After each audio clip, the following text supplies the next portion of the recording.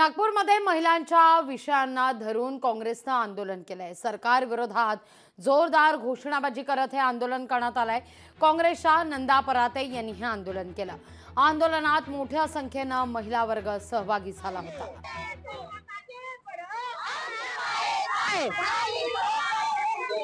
या सरकारचं करायचं काय? बीजेपी ही सरकार ही महिलांच्या भावनेशी खेळत आहे, महिलांवर अन्याय करत आहे आणि म्हणून हा आंदोलन होत आहे। बीजेपीच्या काळात 10 वर्षापासून जो अन्याय अत्याचार होऊन राहिलेला आहे तो 10 वर्षात 20% वाढला आहे।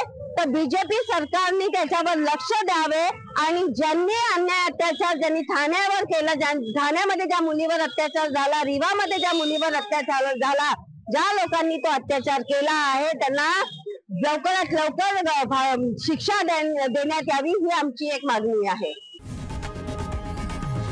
लोकशाही मराठी ऐका, पहा, जागरूक रहा।